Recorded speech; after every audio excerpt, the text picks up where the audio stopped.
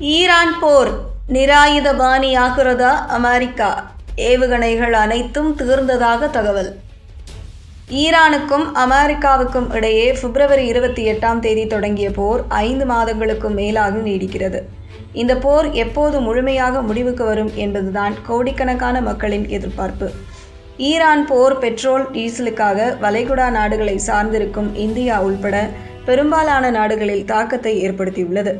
ஈரானும் அமெரிக்காவும் சமாதானமாவதைப் போல சென்று மீண்டும் சண்டையில் நுழைந்து விடுகின்றன. இந்த சூழலில்தான் ஈரான் போரில் அமெரிக்க இராணுவம் தனது உலகளாவிய இருப்பில் இருந்த அதிநவீன நீண்ட தூர துல்லிய தாக்குதல்களை நடத்தும் ஏவுகணைகளில் பெரும் பகுதியை பயன்படுத்திவிட்டதாக தகவல்கள் வெளியாகியுள்ளன. ராய்ட்டர்ஸ் நிறுவனம் வெளியிட்டுள்ள செய்தியில் இந்த தகவல் வெளிவந்துள்ளது.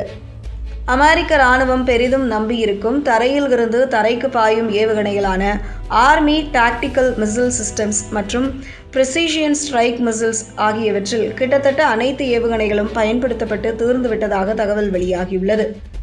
பாதுகாப்பான தூரத்தில் இருந்தபடியே எதிரிகளின் இலக்குகளை துல்லியமாக தாக்க இந்த நீண்ட தூர ஆயுதங்கள் அமெரிக்க இராணுவத்தின் மிக முக்கியமான அங்கமாக விளங்குகின்றன. தற்போது அவை தீர்ந்துவிட்டதாக தகவல் வெளியாகி இருப்பதால் அமெரிக்கா மீண்டும் ஒரு போருக்கு தயாராக இல்லை என சொல்லப்படுகிறது. அமெரிக்க அதிபர் டொனால்டு ட்ரம்ப் இஸ்ரேலுடன் இணைந்து கடந்த பிப்ரவரி மாதம் ஈரானுக்கு எதிரான போரை தொடங்கினார். இந்த போர் குறுகிய காலத்திற்கு மட்டுமே நீடிக்கும் என அவர் கணித்திருந்தார். ஆனால் போர் முடிவில்லாமல் தொடர்வதால் ஏவுகணை இருப்பு வேகமாக குறைந்துவிட்டது.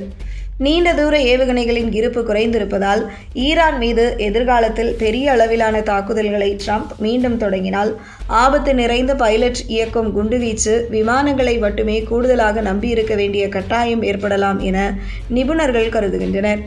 மத்திய கிழக்கு பகுதி அமெரிக்க படைகளை கண்காணிக்கும் சென்ட்ரல் கமாண்ட் தங்களிடம் போருக்கு முன்பு இருந்த தரைவழி ஏவுகணைகளான ஹாம்பர் முழுமையாக தீர்ந்துவிட்டது. மற்ற பகுதிகளில் உள்ள அமெரிக்க இராணுவ தளவாட இருப்புகளில் இருந்து கொண்டுவரப்படுகிறது என தெரிவித்துள்ளது.